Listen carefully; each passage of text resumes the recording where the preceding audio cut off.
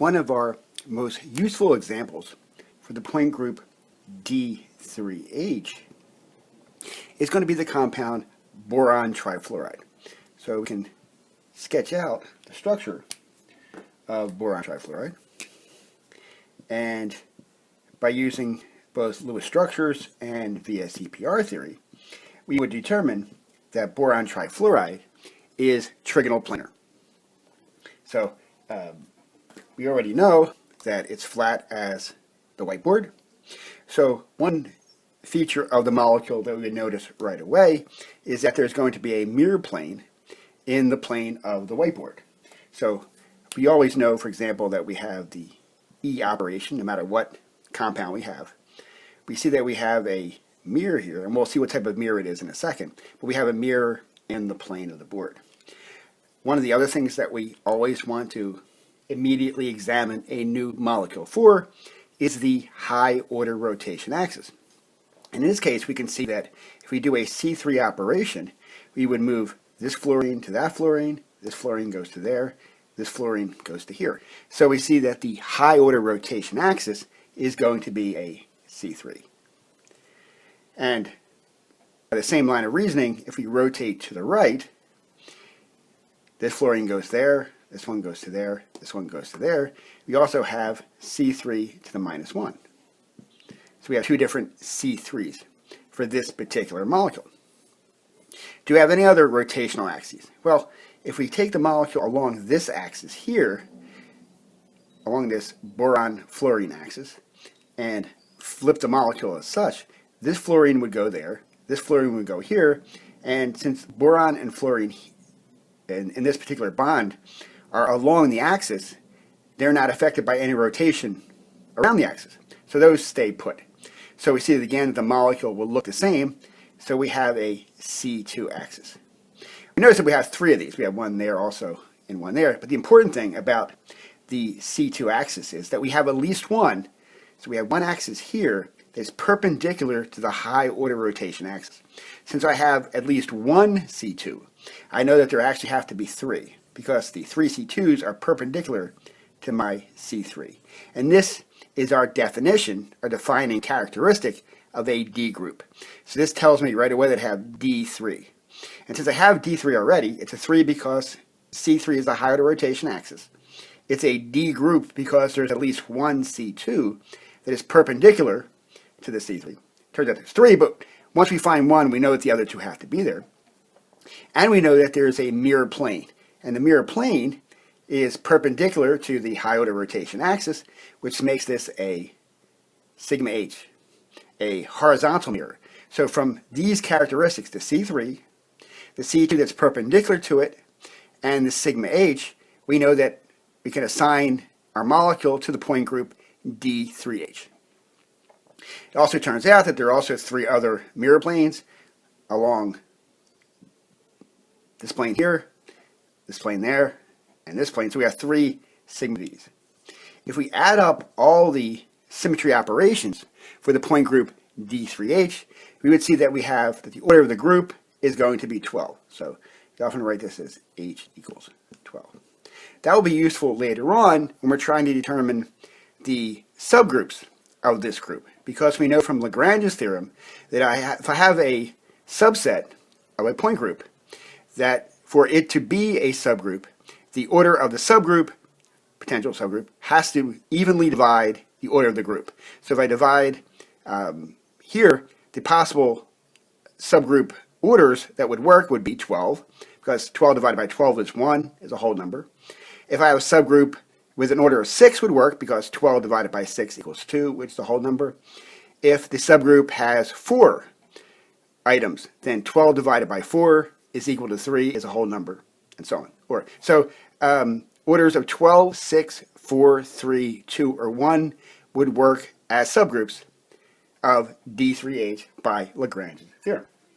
So we can apply this idea almost immediately and see if we can make some substitutions into the boron trifluoride and see if we can ascertain what the new point group is going to be. So one of the easiest things to do is recognize that since I have a boron halogen bond is to change the identities of one of the halogens to a different halogen. And the convenient one to use in this case would be chlorine, the next member of the halogen family. And the green is kind of going there, so let's use a different color for that. So let's use red. There we go.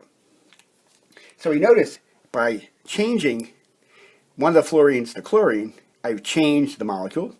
Not only chemically have I changed it, but I've changed its point group assignment, because now if I rotate this molecule in the plane of the board by a C3, that would take chlorine into fluorine. And that would change what the molecule looked like, so it's no longer invariant to a C3 rotation. So therefore, C3 is not a symmetry operation of this point group. So, and if I go in the other direction, go clockwise, chlorine would go into fluorine. That doesn't work. So it tells me I no longer have a C3. Let's see what symmetry operations they have. Well, we notice that we do have a mirror in the plane of the board. That is still here because we have a planar molecule. Just as boron trifluoride is planar, so would be boron chlorodifluoride. So our BF₃Cl would also be planar. So we have a mirror plane. We also notice that we have a C2 rotational axis. Our C2 rotational axis goes along here, and it would rotate fluorine into fluorine, fluorine into fluorine, and then chlorine and boron are along the axis, so they're not affected. So we do have a C2 symmetry operation. C2. We also notice that we have E. And let's see if we have any other mirrors. Well, we do have a mirror. We have a mirror that goes along this way, like my hand, and reflects the left side of the molecule into the right. So that gives us a second. So we have two mirrors. And since both mirrors include the high order rotation axis of the C2, they're both sigma V. So I have two sigma V's. And this tells me I have four symmetry operations. And this tells me that I have the symmetry point group C2V. And we notice that since these symmetry operations are also elements of the group D3H, and this has the correct order, since the order is 4, it divides the order of D3H, which is 12, 3 times, a whole number of times. We see that C2V is actually a subgroup of D3H. And then we get that by substituting one of the fluorine atoms of boron trifluoride. So let's make another substitution. Let's change one of the fluorines. Let's change it to iodine. So we have another halogen there. So now we have 3 different halogens. For the same reasons as before, if I rotate by a C3, it takes Cl into F, which is not the same. If I go in the opposite direction, it takes chlorine into iodine, which is not the same. So therefore, we no longer have the C3 that we had with boron trifluoride. Let's see if we have a C2. Well, our C2 before would go along this axis, but now I see that would rotate iodine into fluorine. Since iodine and fluorine are different, that would change the molecule, so I no longer have a C2. And we notice that the high order rotation axis is nothing more than the identity. So we still have the identity operation, but we have no rotational axes other than that. We still, because we have a planar molecule, we still have the plane of the board. So that's going to tell us that we have a mirror, and now we only have 2 elements in our group, and this defines a symmetry point group called CS. And recall that the S stands for Spiegel, which is the German word for mirror. So it makes sense that it has the identity, it's always there, and the extra symmetry element is the mirror. We name it for the mirror. We notice that the order of this group is 2. There are 2 elements. And 2 also evenly divides the 12 elements of D3H. So we see that CS is a subgroup of D3H. So let's try a slightly more elaborate example of D3H. And this one is going to be useful for some other reasons as well. And this is cyclopropane.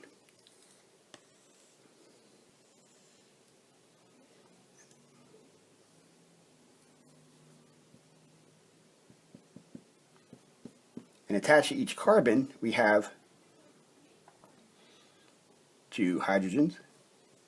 One's above the plane of the board, and the other is going to be below. So this is supposed to be one in front of the other, but drawing just to show this, that one hydrogen is above the plane of the board, and this hydrogen is below the plane of the board.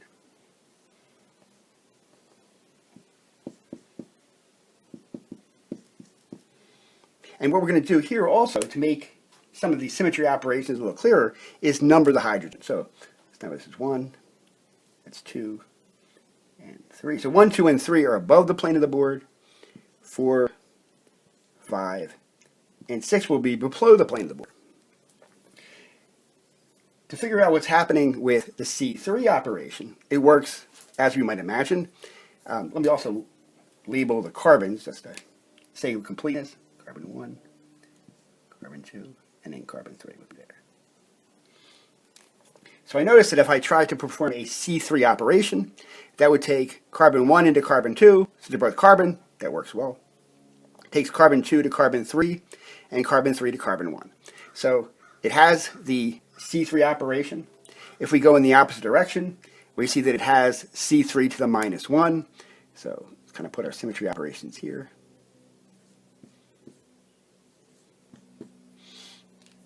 Then recall that once we've found the high order rotation axis, we want to see if there is going to be a C2 that is perpendicular to that high order rotation axis somewhere. And we can find one of these right away. If we have a C2 along this axis, it's going to flip H4, which is below the board. It's going to become H3, which is above the board. They're both hydrogen, that's okay. H1 is above the board. It's going to go to H6, which is below the board. Up here, it's going to switch H2 and H5. Carbon 1 is along the axis, so it's not going to change. Carbon 3 and carbon 2 are going to switch places.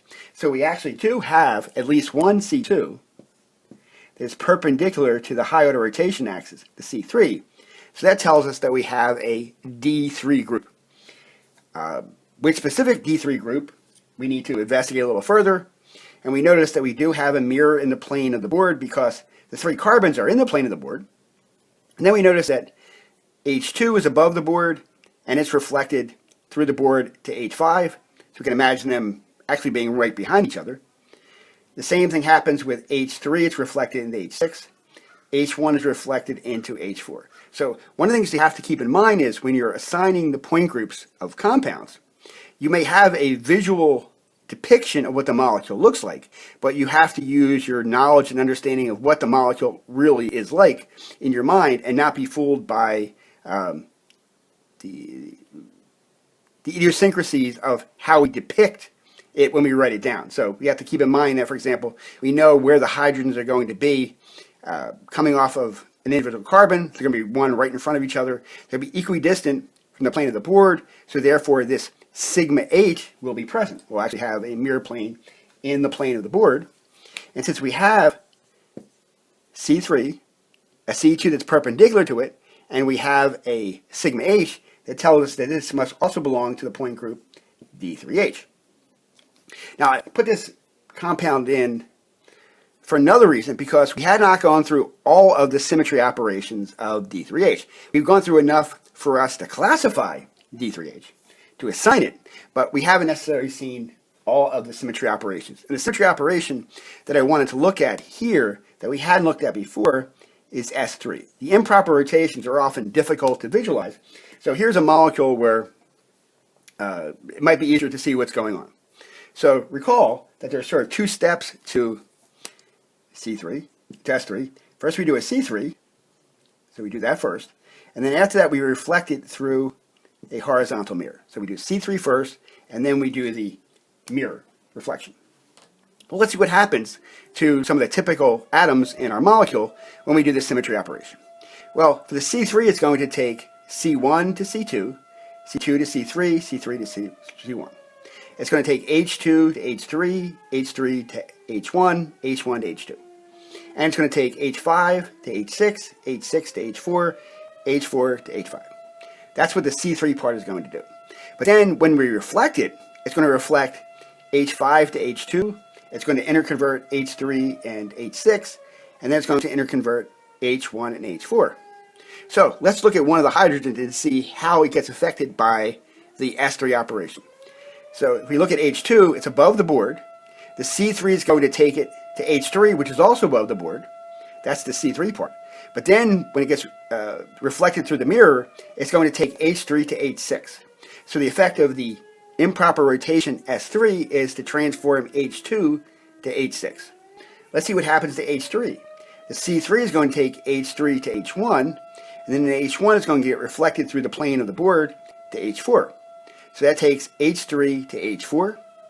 Then for H1, the C3 operation is going to take H1 to H2, and then the sigma H is going to reflect H2 to H5. So that gives us our S3. And to figure out what happens with S3 to the minus 1, that's one other operation we have, it's kind of what we'd expect in that we do a C3 to the minus 1. So we go in the opposite direction, we go clockwise, and then reflect. So let's just look at one of the hydrogens to see what's going to happen with the S3 to the minus 1, and we're going to take H2. So if we do our C3 to the minus 1, it's going to convert H2 to H1. That's our C3 in the clockwise direction. And then the reflection in the mirror plane is going to take H1 to H4. So the effect of S3 to the minus 1 is to transform H2 into H4.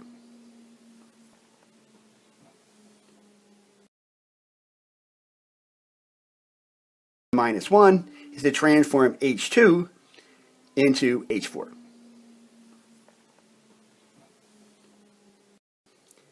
Now for a somewhat more three-dimensional example of the group D3H. We can look at an important compound, PF₃I. So this is phosphorus pentafluoride. And this has a structure which we call trigonal bipyramid. We notice that there's a planar section of a equilateral triangle of these three fluorines along the equatorial region of the molecule, and then above and below the plane through the center we have two other fluorines, and these are said to be in the axial positions. So these are in the axial positions, these three are in the equatorial position, and again we have the point group D3H, and we have D3H because if we do a rotation, our higher order rotation axis will be along this particular axis here, and that is a C3. That would take this fluorine to that fluorine, this fluorine to this one, and this one to this one. This fluorine, the phosphorus, and the fluorine at the bottom are all along the axis, so they're not affected by the rotation. If we were to rotate in the clockwise direction, we would get a similar looking molecule. It works the same way as if we had merely a triangle in the center. Again, if we were looking for where the mirror planes are going to be, in the plane of the triangle here, that's where our horizontal mirror is going to be because it is perpendicular. Can you make a note of this?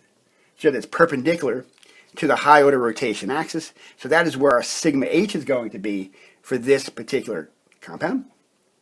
And then we have a series of sigma V's. And so our vertical mirrors are going to go through phosphorus. The first of the, and every one of them is going to go through the phosphorus and the two axial fluorines. The only difference is going to be, one additional fluorine is going to be in each vertical mirror. So one of the vertical mirrors would include this fluorine, fluorine, fluorine, and phosphorus along there. The second one would include this fluorine, phosphorus, fluorine, fluorine. And then the third would be through here. So we'll go through this fluorine, fluorine, fluorine, and phosphorus. So if we go through all the symmetry operations of D3H, we would notice that we've met the requirements of the group. Last but not least, since we're naming it as a D group, we know that there has to be at least one C2 that's going to be perpendicular to the high order rotation axis. So let's show where that is. Well, if we draw C2 through here,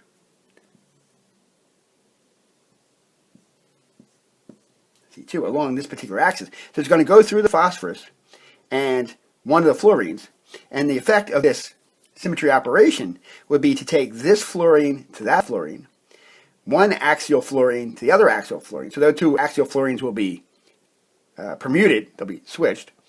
This fluorine and phosphorus are along the axis so they don't change. And we notice that this particular C2 axis is perpendicular to the high order rotation axis. And it would have to because this C2 goes through the horizontal mirror. The horizontal mirror is perpendicular to it. So any line through it has to be perpendicular as well. We could find two others. For example, we could find a C2 that goes along like this, and the third C2 would go this way. But we know that once we found one of the C2s that's perpendicular to the high order rotation axis, we know that the other ones have to be there.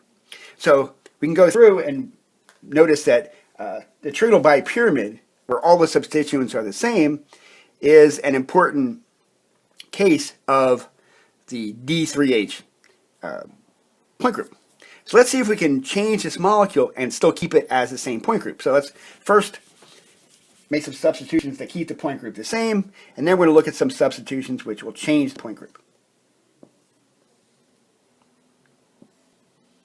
So again, we keep phosphorus in the center, and we can continue to think of this as being substituted by halogens. So let's put fluorine here. Now, if I substitute both of the axial positions to a new halogen, so let me put iodine here. Okay. So now we have a new compound. So we have PF₃I₂. But we want to figure out what is the point group of this particular molecule. And we'd see again that if we look for the high order rotation axis going along the axis of the molecule, it would take fluorine to fluorine, fluorine to fluorine, fluorine to fluorine. So we still have a C3. The iodines and the phosphorus are along the axis, so they're not affected by it. So we still have our C3. And then we want to see, do we have a mirror plane? Well, we have a mirror in the plane of the fluorines, and it's going to reflect iodine into iodine and the fluorines into themselves, so we still have that mirror plane. Do we have a C2? Well, again, the C2 would be, for example, along through here. This might be a C2 axis. Let's see if that really is a C2. We notice that the effect of this C2 axis is to swap the two iodines, so that changes iodine into iodines, okay. It's going to keep phosphorus and fluorine the same because they're along the axis, and it's going to swap this fluorine and that fluorine. So we see that we still have a C2 that's perpendicular to the high order rotation axis. And since that's true, we can have the point group D3H. So we see that when we have trigonal bipyramid, it isn't necessarily absolutely true that all 5 substituents have to be exactly the same in order to have the group D3H. But we do have to have both the axial positions have to be identical. So let's do some variations on this and see what other point groups we can generate by substitution.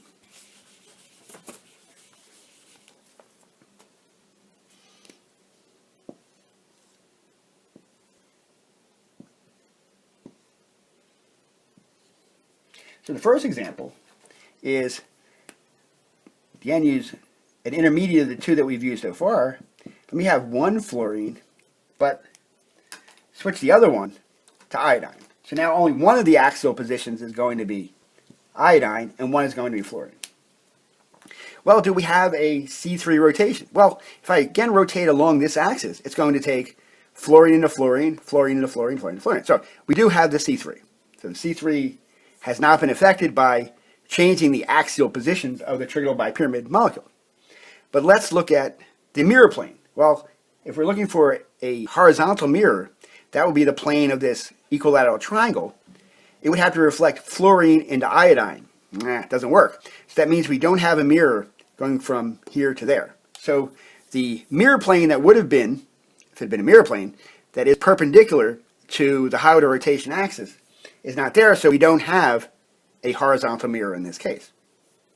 Let's see if we have a C2. Let's see if we can even have a D group. Well, if I try to put an axis along here, for example, that would flip fluorine into fluorine, which is okay, but it would also flip iodine into fluorine, and that's not going to work. So if we go along this, turn the molecule over, it's like turning over an egg timer, sand timer, it's going to swap iodine and fluorine, so we don't have a C2. So we do not have a D group even.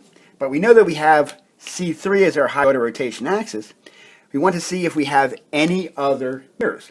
And we notice that we do. So we have, going through fluorine and phosphorus, I can have a mirror that's going to go fluorine, iodine, phosphorus, fluorine. So I can actually have a mirror plane because it's going to reflect fluorine into fluorine. That's going to work.